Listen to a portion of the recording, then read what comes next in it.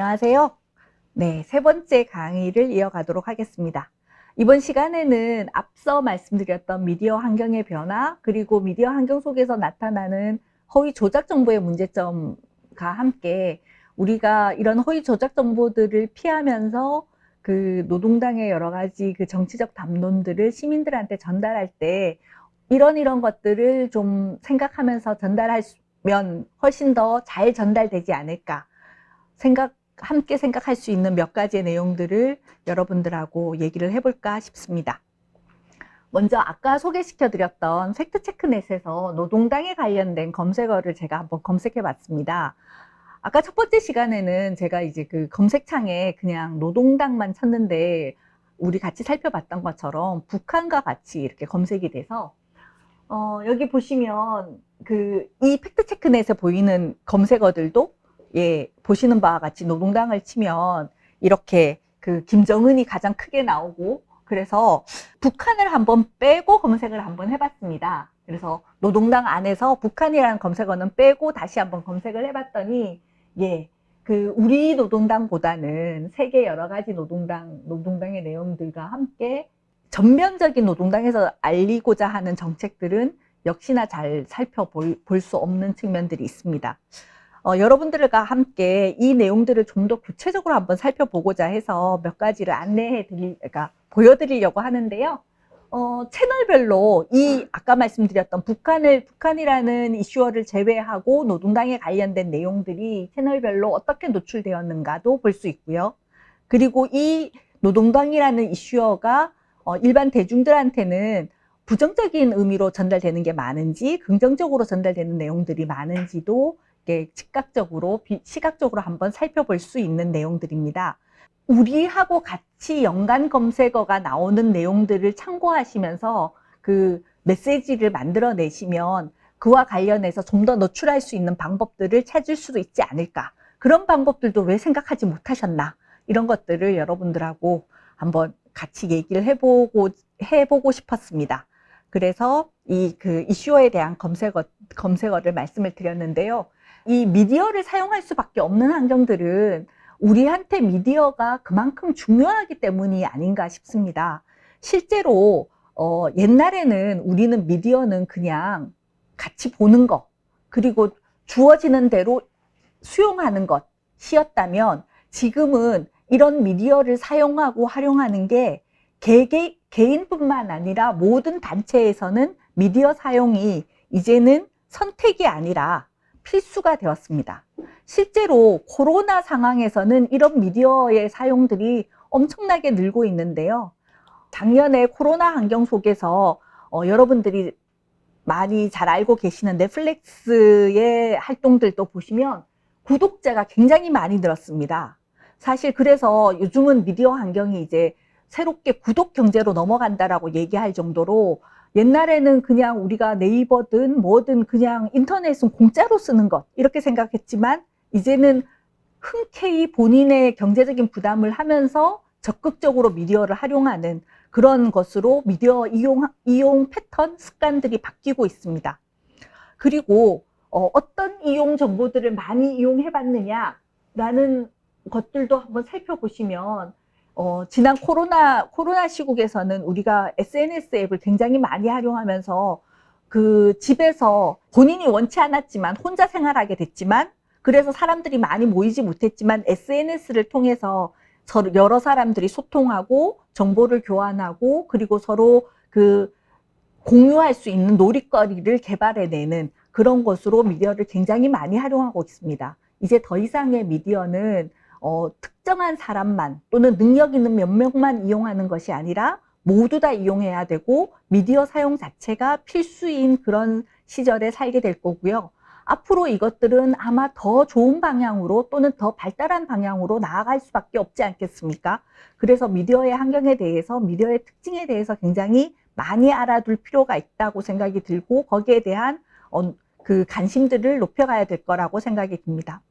지난 시간에 제가 가짜뉴스가, 허위 조작 정보가 어떻게 전달되느냐라는, 얼마만큼 전달되어 왔다라는 말씀을 드렸는데, 이것이 어떻게 전달되느냐를 살펴본다면 우리가 올바른 메시지를 만들었을 때 그것을 전달할 수 있는 방법도 좀 찾아볼 수 있지 않을까, 역지사지로 찾아볼 수 있지 않을까라는 생각이 들어서 그 가짜뉴스와 같은 아주 그 자극적인 정보들, 여기서 자극적인 정보들을 올바른 정보로 대체하면 보다 시민들한테 다가갈 수 있는 미디어 메시지를 만들어낼 수 있을 것이라고 생각이 듭니다. 그래서 가짜뉴스가 어떻게 확산이 되는지, 그리고 사람들은 왜 이렇게 가짜뉴스에 현혹이 되는지를 한번 대강 살펴보면서 역지사지 방법들을 생각해 주셨으면 좋겠습니다. 첫 번째로 우리가 그 디지털 미디어의 이용 특징을 보면 가짜뉴스들은 특히나 소셜미디어, 트위터와 같은 소셜미디어에 대해 통해서 굉장히 많이 그 확산이 되는데요. 이 가짜뉴스는 진짜 정보보다, 진짜 뉴스, 올바른 정보보다 6배, 6배나 더 빠르게 전달된다는 보고 내용들이 있습니다. 실제로 사람들은 가짜뉴스에 그만큼 많이 현혹되고 그리고 거기에 대해서 쉽게 관심을 갖는다는 거죠. 왜 그럴까요? 첫 번째는 계속 말씀드리지만 정보 이용이 개인화되기 때문입니다. 아까도 말씀드렸지만 디지털 미디어 환경 속에서 이루어지는 알고리즘이라든지 개인화된 추천 서비스를 통해서 사람들은 각자가 자신의 흥미에 만족하는 정보들을 얻게 되고, 이런 정보들을 얻게 되다 보면 편향적으로 본인들이 원하는 정보들만 갖게 된다는 거죠. 그러다 보니까 정보의 전체를 이해하기보다는 단편적인 정보들만 습득하게 되고, 그러다 보니 맥락은 빠지고 가짜뉴스, 흥미 위주의 정보들에만 현혹되는 상황들이 나타나게 됩니다. 그리고 두 번째는 정보의 형태나 출처가 미디어 환경 속에서는 잘 안 드러난다는 것입니다. 그러니까 확인의 과정들이 무시되거나 생략되는 경우들이 비일비재 발생한다는 거죠. 그래서 이용자들은 본인이 편리한 대로 사용을 하고, 그리고 내가 이 정보를 어느 출처에서 어떤 언론사를 통해서 생산되고 전달받은 정보를 기억하기보다는 내가 어떤 플랫폼에서 전달받았느냐만 기억하게 되는 거죠. 그러다 보니까 아까도 말씀드린 것처럼 맥락도 이해하기 힘들고 매체를 분별하는 능력도 떨어지게 됩니다. 또 하나는 소셜미디어의 발달로 인해서 정보를 전달받을 때 누구한테 전달받았느냐에 따라서 그 정보의 진위나 또는 그 정보의 출처를 가리기보다는 전달한 사람, 특히나 지인이 되겠죠. 그 지인이 나한테 어떤 사람이냐에 따라서 정보를 쉽게 믿게 된다는 거죠. 지인의 영향력이 커지고 믿을 만한 지인이다, 내가 아는 지인이더라고 판단되면 습관적으로 추천하고 공유하고 의심 없이 받아들이게 됩니다. 그리고 또 하나는 페이지뷰 기준으로 해서 노출이 된다는 거죠. 이것이 그 전달되는 메시지의 질이 아니라 얼마나 많이 받느냐, 그리고 누가 받느냐, 그리고 이것들이 알고리즘에 내한테 어떻게 자신한테 어떻게 전달됐는지에 대한 내용들보다는 얼만큼 노출됐느냐에 따라서 더 많은 클릭을 가게 되고 그런 것들이 자극되게 됩니다. 조금 전에 소개시켜 드렸던 것은 온라인 미디어 플랫폼의 특징이라면, 개인적으로도 이런 허위 조작 정보나 또는 가짜뉴스에 대해서 쉽게 받아들이는 이용자 개인의 심리적인 특징도 함께 결합이 되는데요. 첫 번째는 필터 버블입니다. 그러니까 필터에 의해서 걸러진 정보들만 받아들이게 되면 내 주위에 있는 정보들이 그와 관련된 정보들로만 쌓이게 되고, 그래서 보이지 않는 어떤 그 거품망, 풍선에 갇히게 되는 거죠. 유리망에 갇히게 되어서, 정보망에 갇히게 돼서 새로운 정보 또는 다른 정보들을 접할 수 있는 기회가 그만큼 줄어들게 됩니다. 실제로 여러분들이 그 페이스북이나 또는 인스타그램이나 그런 것들 한번 들어가셔서 본인의 패친들 그리고 팔로우들을 한번 검색해보는 그런 내용들로 나의 필터 버블을 한번 점검해 보시기를 부탁을 드리는데요. 거기 보시면 사실은 보이시잖아요. 그러니까 이 사람들의 정치적인 성향도 보이실 거고, 이 사람이 나한테 어떤 영향을 끼치는 것도 보이실 거고, 그러면 내가 갇혀 있는 나의 필터 버블은 어떤 것인지도 확인이 되실 겁니다. 그렇다면 내 스스로 필터 버블을 벗어나지 않는다면 나의 정보 또한 내 필터 버블 밖에 있는 사람들한테는 전달이 안 된다는 거죠.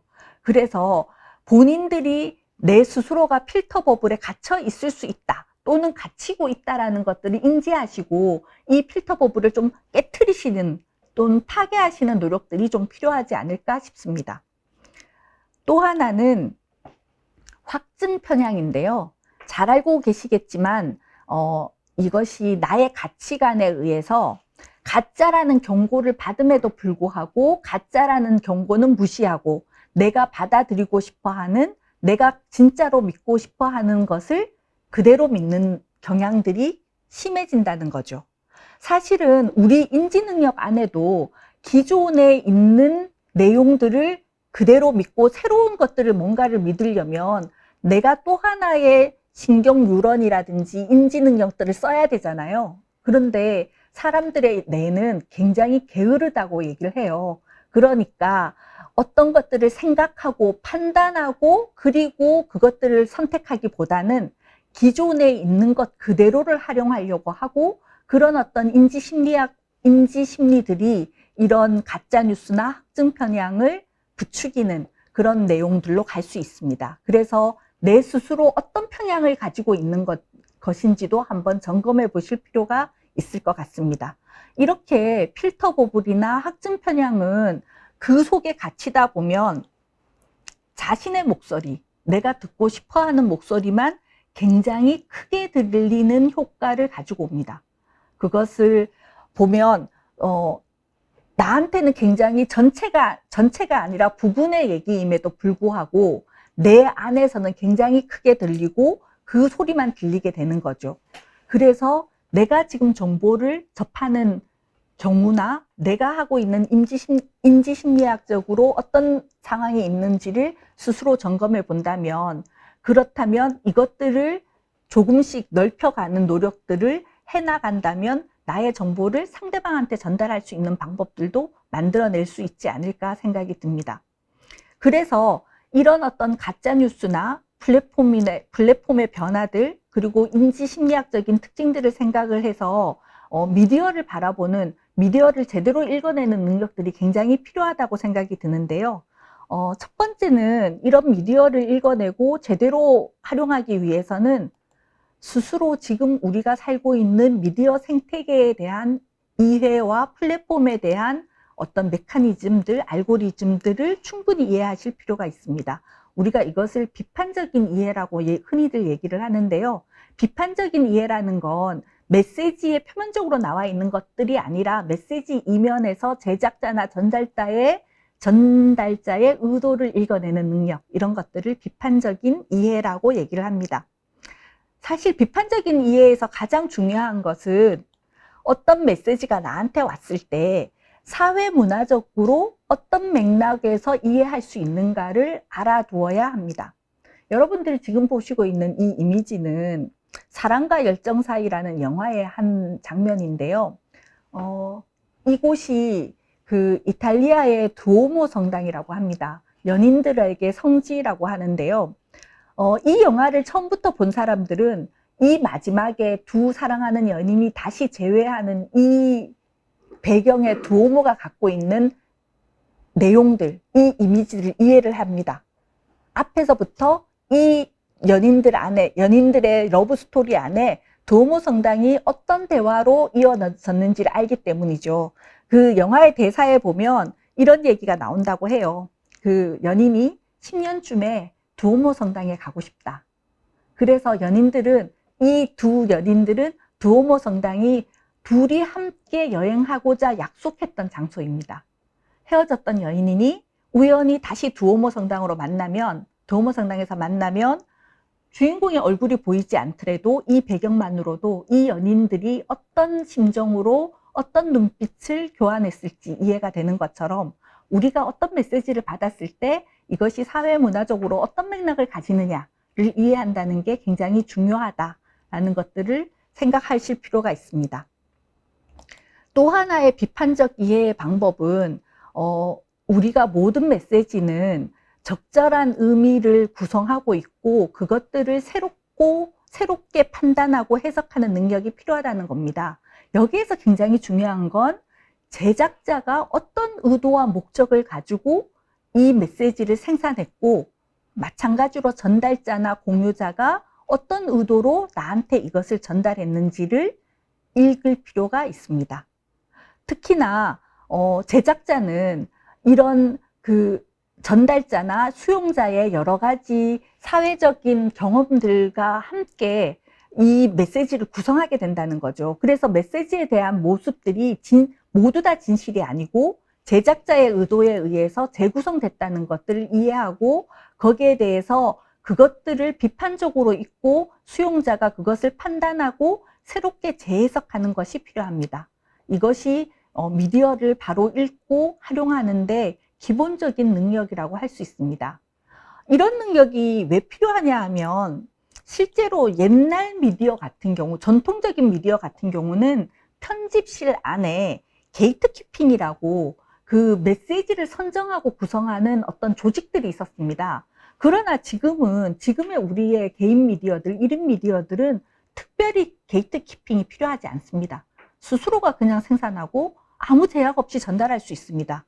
그렇기 때문에 우리 모두가 이런 메시지에 대해서 스스로 감시자가 되어야 합니다.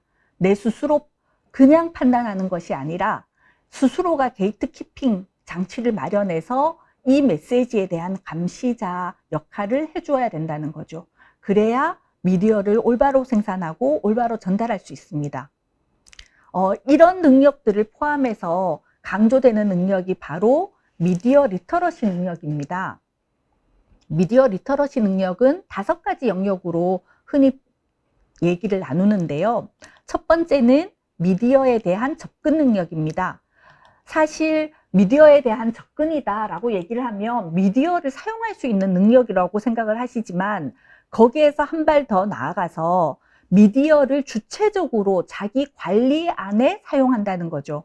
나의 미디어 이용을 알고리즘이나 추천 서비스에 맡기는 것이 아니라 내 주도적으로 내가 원하는 미디어 메시지를 찾아내고 그것들을 해석하고 이용하는 능력을 말합니다. 두 번째는 앞에서 강조드렸던 것처럼 미디어의 내용을 비판적으로 이해하는 능력입니다. 사실 우리가 어떤 미디어 메시지를 이해하는 것은 아주 다층적인 구조를 통해서 이해하게 되는데요. 이런 것들은 뭐 기호나 연출이나 음악도 표현의 한 방식으로 이해해야 하고요. 그리고 주제나 사회 맥락적으로 이해를 하는 것이 필요합니다. 이런 것들이 바로 능동적이고 비판적으로 미디어를 이해하는 능력이라고 할 수 있습니다. 또 하나의 능력은 아마 우리가 이 여러 가지 정치 활동을 할 때 가장 중요한 건 미디어를 통해서 소통하고 공유하는 능력이라고 할 수 있는데요. 거기에는 기본적으로 건강한 소통이 전제되어야 될 것 같습니다. 우리가 건강한 소통이라고 하는 것은 미디어가 상대방에게 어떤 영향력을 끼칠 수 있다는 것들을 인지하고 그리고 올바른 방향으로 여론을 형성하고 그리고 나의 미디어 메시지가 사회 정책에 집행할 때도 영향력을 끼칠 수 있다는 것들을 인지한 상태에서 시민들의 실천과 정치 참여 방식으로 이용되는 것을 말합니다. 그래서 미디어를 활용하고 공유하는 능력이 앞으로는 그 자기의 정치적인 의사표현과 그리고 시민활동의 참여활동으로 이용되고 활용되기를 바랍니다. 그리고 또 하나는 더불어서 미디어를 제작하는 능력이죠. 기본적으로 이해와 비판과 소통 능력을 바탕으로 해서 다양한 미디어에 적절한 제작을 할 수 있는 것, 거기에 내가 원하는 메시지를 담아내는 능력이라고 할 수 있죠. 그래서 미디어를 통해서 자기 의사 표현을 하고 그것들을 확장해 갈 수 있는 능력들이 필요합니다. 미디어 능력이라고 하면 제작할 수 있다, 사용할 수 있다라는 것들로 한정되어 생각하기 쉬운데 제작하고 활용하는 것도 내가 이 미디어가 상대방에 의해 어떻게 이해되고 어떻게 판단되고 활용할 것인가를 전제적으로 알고 있어야, 아는 것들이 전제되어야 내가 만들어진 창의적인 메시지가 그들에게 올바로 전달될 수 있다고 생각이 듭니다. 그래서 미디어 리터러시 능력에는 제작하는 능력도 굉장히 중요하게 생각이 들고 있고요. 또 하나의 능력은 미디어를 책임 있게 이용하고 보호할 수 있는 능력을 말합니다. 뭐 저작권이나 정보 출처를 표시한다든지 창작물에 대해서 책임을 진다든지, 그리고 미디어 속에 포함되어 있는 개인정보나 사생활을 보호할 수 있는 그런 능력들을 말하는 거죠. 그래서 미디어 윤리를 지키고, 그리고 미디어가 올바로 사용될 수 있도록 스스로가 준비하고 노력하는 능력을 말합니다. 우리가 이런 것들을 토탈해서 아까 말씀드렸던 5가지 영역을 미디어 리터러시 영역이라고 얘기를 하는데요. 우리가 보통 그동안의 미디어 리터러시라고 하면 뭐 옛날 같으면 아이들한테 TV 좀 적게 보여주고, 또는 나쁜 컨텐츠들은 안 보게 막고, 이런 어떤 보호주의 관점에서 그동안 미디어 리터러시 능력을 생각을 했다면, 아까 좀 전에 쭉 설명드렸던 것처럼 미디어에 접근하고 비판적으로 이해하고 창의적으로 의사표현을 하고, 그것들을 통해서 시민사회와 정치에 참여하고, 그리고 그것을 윤리적으로 이용하고 소비하는 능력까지 합쳐서 미디어 리터러시 능력으로 얘기를 하고 있고요. 앞으로 사회에서 미디어 리터러시 능력은 미디어를 생산하고 이용하는 전달자한테 굉장히 중요한 능력으로 자리 잡게 될 것입니다. 실제로 지금도 사실 이런 능력이 있고 없고에 따라서 그 미디어를 지속 가능한 미디어를 만들어내는지, 아니면은 아까도 잠깐 저희들끼리 얘기 나눈 것처럼 그냥 수익을 위한 단편적이고 굉장히 즉각적인 미디어를 만들어내는지가 차이가 나지 않을까 싶습니다. 네. 이제 마무리할 시간이 돼서 이제 앞으로 미디어는 그럼 어떻게 발달할까라는 얘기를 함께 좀 나누고 싶은데요. 여러분들 많이 듣고 계시는 것처럼 앞으로의 시대는 우리가 흔히 4차 혁명 시대, 산업혁명 시대라고 얘기를 하죠. 여기서 가장 중요한 것은 빅데이터와 연결, 초연결 사회, 그리고 AI, 이 3가지 키워드가 아닐까 싶습니다. 빅데이터와 AI는 사실은 초연결 사회의 기본적인 전제입니다. AI와 빅데이터를 활용해서 모든 사람들이 오프라인, 온라인으로 연결되게 될 텐데요. 여기서 가장 중요한 것이 바로 생각하는 능력, 판단하는 능력인데, 이 판단하는 능력을 앞으로는 AI한테 맡기는 시대가 올 거라고 하지만, 실제로는 AI한테 다 맡길 수 있을까라는 의문점이 들죠. 얼마 전에 그 연애하는 앱이 개발됐다가 그 중도에 포기한 건, 사실은 이 AI는 사실은 사람들의 어떤 이용 습관을 이용해서 본인들의 딥러닝 기술을 만들어서 알고리즘을 새롭게 개발하게 될 텐데, 사람들이 AI한테 어떤 정보를 입력하느냐에 따라서 우리가 나중에 이용할 정보가 어떤 수준의 어떤 품질로 다가오는가가 결정되게 됩니다.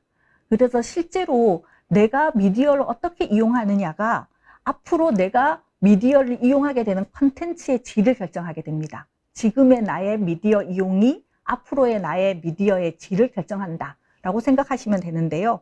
그래서 미디어 AI, 이 4차 산업혁명 시대의 미디어를 이용할 때 많이 중요시 되는 것들이 바로 윤리입니다. 미디어 윤리라고 할 수 있습니다. 그래서 함께 많이 얘기되는 내용들 중에 하나가 바로 미디어 윤리를 바탕으로 하는 디지털 시민성이라고 할 수 있는데요.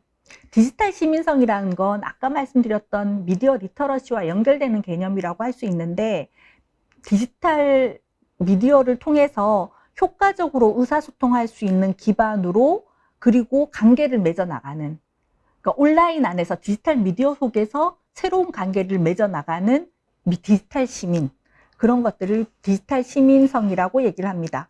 흔히 디지털 시민은 우리가 그동안 오프라인에서 얘기했던 시민성과 조금 차별하고 좀 다른 측면으로도 얘기를 하는데요.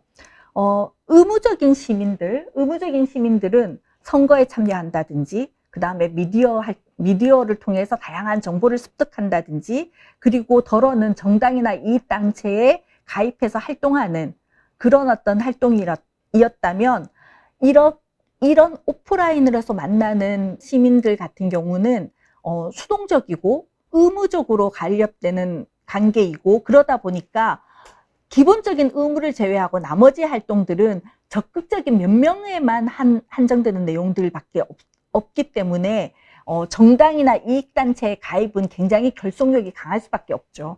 그런데 디지털 안에서의 시민성은 이와 다른 측면들을 갖추고 있다고 얘기를 합니다.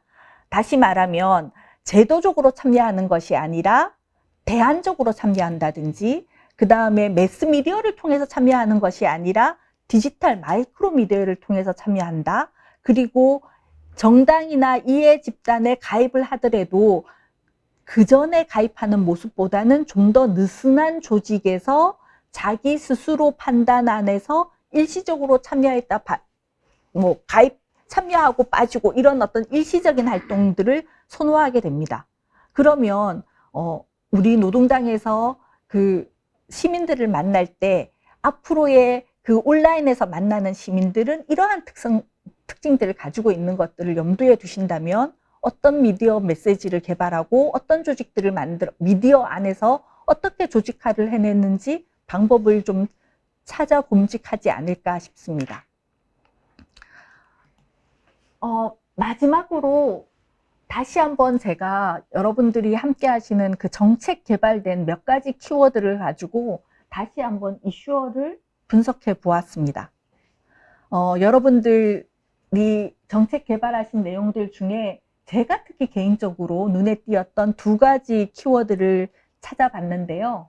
노동당에서 그 발전시키고 있는 정책 중에 공공무상과 그리고 그 평등성, 불평등 해소 관련된 내용들이 어떻게 소개되고 있는지, 그리고 각각의 미디어 채널에서 어떻게 노출되고 있는지를 한번 살펴보았습니다. 제가 주목했던 내용들은, 관심 있게 봤던 내용들은 많은 채널 중에 비어져 있는 빈칸이었습니다. 네, 현재 다양한 앞으로도 인스타그램뿐만 아니라 새로운 미디어들이 계속 개발될 텐데, 이 개발되는 미디어 채널들을 어떻게 활용할 것인지, 일반 시민들한테 노동당의 정치적인 담론들이 전달되기 위해서 활용할 수 있는 방법들, 그런 것들이 개발되어야 하지 않을까, 예, 생각이 들었고요. 그리고 이런 미디어의 환경들이 시민뿐만 아니라 노동당에서도 노동당의 여러 가지 정치적인 활동을 하시는 당원들뿐만 아니라 노동당에 지지하고 성원을 보내시는 분들한테 이 디지털 미디어의 환경과 디지털 미디어 리터러시에 대한 능력들을 함께 고민하시고, 또 그리고 그런 내용들을 개발하시는 어떤 노력들이 같이 협력이 된다면 이 지금 빈칸에 있는 이 칸들도 충분히 채워지지 않을까라는 생각이 듭니다. 여러분들하고 지금 3시간에 걸쳐서 우리가 새롭게 맡고 있는 디지털 미디어 환경과, 그리고 이 환경 속에서 선거나 또는 정치에서 미디어들이 어떻게 활용되고 있는지, 그리고 우리가 주의해야 될 점은 어떻게 되는 건지, 그리고 우리의 담론들이 전달될 수 있는 방법들을 찾아볼 수 있는 몇 가지의 고민들을 함께 해봤는데요. 질문에 그런 게 있을 수 있겠네요. 그러니까 네티즌들이 그런 아까 시민적인 특성을 가지고 있다고 얘기했으니, 지금처럼 이렇게 닫혀져 있는 그 정당 구조에서 조금 열려있는 정당 구조로에 풀어서 선거인단을 모집하거나 아니면 뭐 여론조사를 하거나 이런 것도 필요하지만, 평소에 노동당 당원이 아니더라도 조금 같이 할 수 있는 같이 노동당 정책당원 이런 것들이 좀 가능할 수도 있겠네요. 그러면 디지털 당원? 아까 그게 그 얘기죠. 시민과 디지털 시민의 그 차이에서 그 얘기가 나온 거죠. 저는 당원도 기존의 당원과 어떤 디지털 당원 취급받지고 하는 그런 얘기신 것 같아요. 처음에 미디어 리터러시를 말씀하실 때 처음에 그랬어요. 그게 뭐야? 라고 이제 여쭤봤어요. 뭐냐면, 그러니까 전통적인 미디어 관계는 그러니까 그것만의 얘기가 아니고 교육기술적 일방성이었잖아요, 예전에. 일방성의 핵심은 뭐냐면, 받아들이는 사람이 어떻게 받아들이는 거에 따라 달라진다는 얘기입니다. 끊임없이 공부해야 된다는 의미였어요. 제가 느꼈는 건. 먼저 판단을 하고, 그리고 또 비판하고 그런 구조가 같이 오는 게 아니고, 그냥 또 닫힌 거예요, 미디어가. 네. 그냥 전혀 생각 없이 받아들이는 거죠. 지금에도 늦지 않았다는 생각이 드는 게, 비판하는 능력을 계속적으로 키워야 되는 거고요. 생각을 해야 되는 거고, 그거는 이제, 우리 당의 어떤 고문님께서 얘기를 하셨다시피 저는 그건 비슷하게 느끼거든요. 공부를 너무 안 해요. 그걸 공부를 한다는 게 뭐냐면 책을 보고 그런 게 아니에요. 너무 생각을 안 한다는 거예요. 그러니까 자극적으로만 받아들이는 거고, 산불이 났대. 근데 왜 어떻게 났는지, 이런 거에 대해서 전혀 관심이 없다는 부분에서는 저는 오늘 말씀하신 게 굉장히 많이 와닿았어요. 네. 사실 그 지적이 굉장히 그러니까 정확한 지적이신데요. 우리가 기존의 그 대중미디어 시대 때는, 매스미디어 시대 때는 수용자와 전달자, 그러니까 제작자가 명확하게 구분이 되었습니다. 그런데 지금 같은 경우는 경계가 완전히 허물어졌고, 그러다 보니까 미디어를 생산하는 사람도 수용자만 생각해서 내가 어떤 미디어 메시지를 생산해야지에만 생각하는 것들이 아니라 이것들이 이용자가 어떻게 이용할 것인지가 나의 이용 경험에 반영되어서 그 미디어 메시지를 개발해내야 된다는 거죠. 그래서 아까 말씀드렸던 미디어 리터러시의 5개의 영역들을 쭉 살펴보시면 이것이 제작자의 능력 또는 수용자의 능력으로 따로 존재하는 것이 아니라 그 모든 영역들을 다 갖추고 있을 때 미디어를 올바로 선택하고 그리고 올바로 활용하고 나의 메시지를 올바로 전달할 수 있다로 축약이 될 것 같습니다. 그래서 말씀하신 것처럼 이 변화되는 미디어 환경과 그리고 여러 가지 새로운 어떤 디지털 기술, 디지털 미디어 플랫폼에 대한 끊임없는 공부와 그리고 끊임없는 이용 경험, 스스로의 이용 경험을 쌓으시는 게 굉장히 중요할 거라고 생각이 들고요. 개인적인 제가 이 강의를 준비하면서 개인적으로 들었던 생각들은 확장성을 가져야 된다라는 생각이 듭니다. 기존에 우리가 매스미디어에만 의존하던 시절에는 미디어를 통해서 나의 의견을 표현하거나 미디어의 확장성을 가진 게 굉장히 제한적이었지만 지금은 그런 것들이 무한대로 열려있는 공간들인데 사실은 노동당에서 이런 미디어의 확장성을 충분히 인지하시고 충분히 사용하고 계신지를 다시 한번 생각해 보실 수 있으면 오늘 이 시간이 그런 기회가 됐었으면 좋겠다라는 생각이 들었습니다. 세 번의 강의를 함께 해주셔서 감사하고요. 저의 그 짧은 강의가 여러분들이 활동하시고 여러분들이 그동안 그 시민들과 만나는 창고에서 조금이나마 도움이 되셨기를 바랍니다. 감사합니다.